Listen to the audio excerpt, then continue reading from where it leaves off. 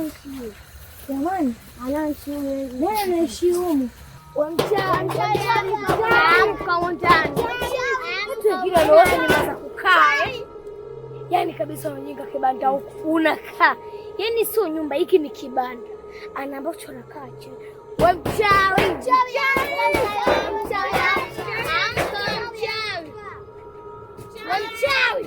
Nyie wakina nani? Ye.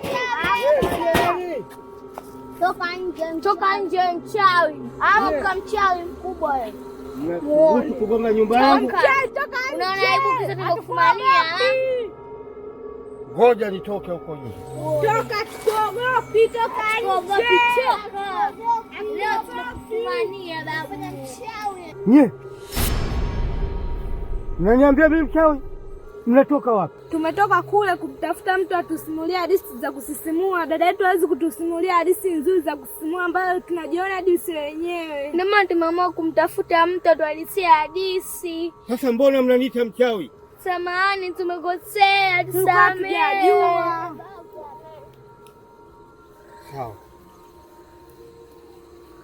Mnataka hadithi? Ndio. Mnataka hadithi? Ndio. Sasa hadithi zangu ni nzuri sana na mtazipenda. Mmenisikia? Ndio. Haya, sasa njoni huko. Mnataka hadithi?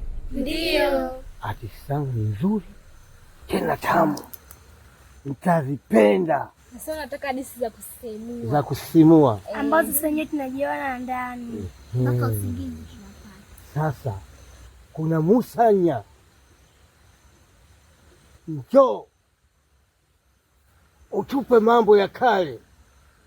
Musanya, wewe ni nguvu za jua, wapate hadithi za msisimko, waweze kuzifurahia na wazipende, zenye uasilia utakaowaingia katika akili zao.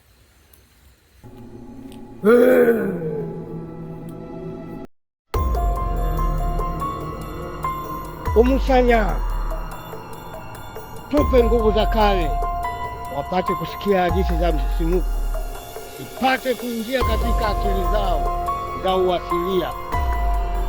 Musanya, wake moto.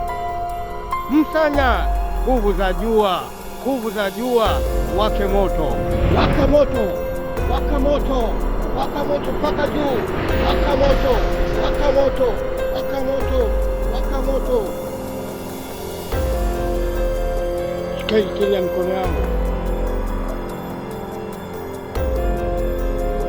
Sasa tunaanza. Umesikia? Ndio. Watoto wangu watafurahia. Sawa.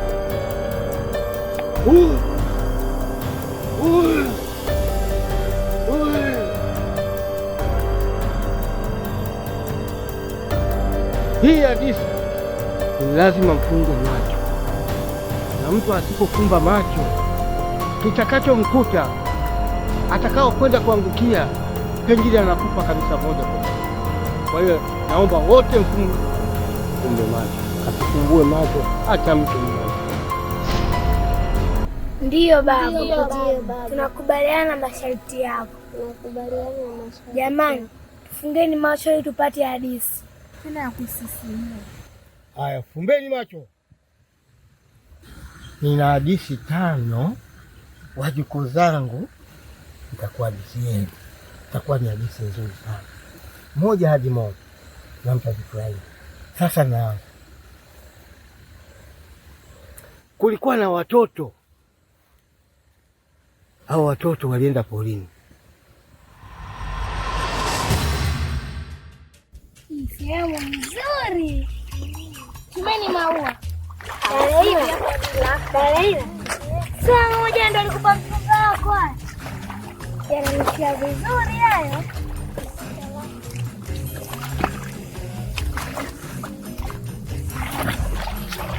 Sasa Dalaila, ndani pale. Yo.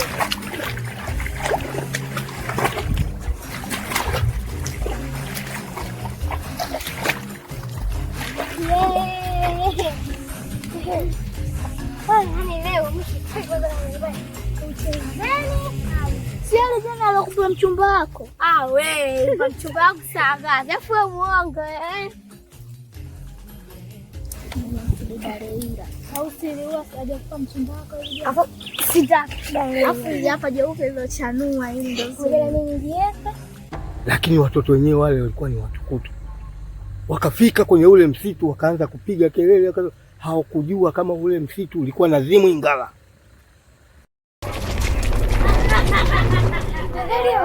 Hadi mmoja nikuonyesha. Hadi mwa mchumba wako.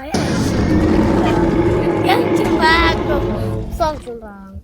Kwanza mchumba wangu niliona naye jana. Ampevi. Wewe nini mbona shtuka?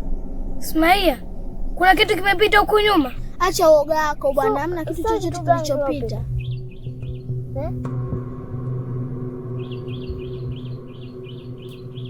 Dada na wewe ushaanza kutishana tu. Kuna kitu kimepita huku nyuma. Hamna kitu chochote kilopita, labda mshtuko wako tu. Hamna bwana, mimi niacha wewe. Achana na kulengalenga kidogo. Zimu ingala likatokea. Nikamkamata mmoja. Nikamla. Kuna kitu. Acha uone.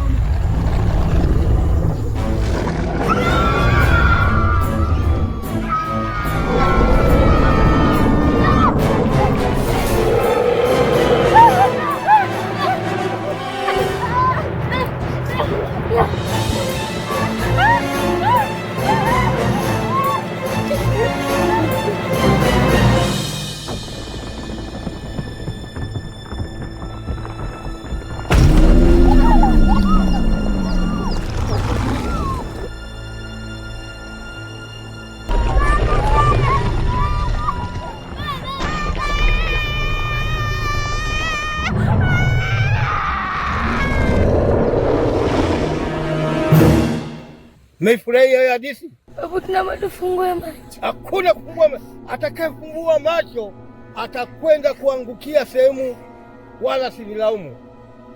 Na akifanya mchezo anakwenda kufa huko anakufa.